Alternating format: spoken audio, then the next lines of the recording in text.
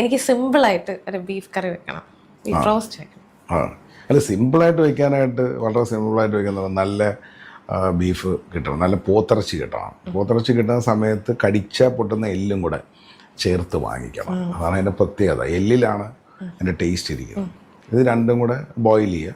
നമുക്ക് ചെയ്യാൻ പറ്റുന്നതെന്ന് പറയുന്നത് ഇപ്പോൾ സവാളയൊക്കെ അരിയാനും കണ്ണരിയെന്നൊക്കെ പേടിയുണ്ടെന്നുണ്ടെങ്കിൽ ക്യാബേജ് എടുത്തിട്ട് 2 ക്യാബേജിൻ്റെ ലീഫ്, 2-3 ക്യാബേജ് ലീഫ് എടുത്ത് കട്ട് ചെയ്തിട്ട് നല്ല ഇഞ്ചി വെളുത്തുള്ളി തക്കാളി, ഇഞ്ചി വെളുത്തുള്ളി കാന്താരി മുളക് കരിവേപ്പില എല്ലാം റോസ്റ്റ് ചെയ്യുക വെളിച്ചെണ്ണയ്ക്കകത്ത്. നല്ല റോസ്റ്റ് ചെയ്ത് ഈ ക്യാബേജും റോസ്റ്റ് ചെയ്യുക. അപ്പം സവാള വേണ്ട, സവാള ഇല്ലാത്തൊരു എളുപ്പ പരിപാടിയാണ്.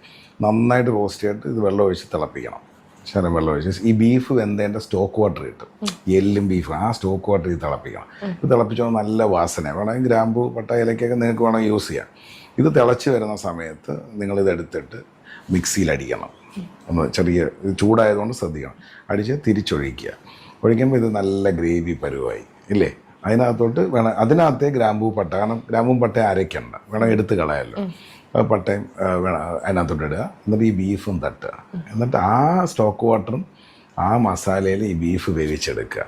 വേണമെന്നുണ്ടെങ്കിൽ എൻ്റെ സ്ഥിരം തേങ്ങാപ്പാൽ ആഡ് ചെയ്യാം, ഞാൻ പറഞ്ഞ മനസ്സിലായില്ലേ. എന്നിട്ട് ആ ബീഫ് നല്ല എന്താ പറയുക ഇങ്ങനെ ഒട്ടും നമുക്ക്.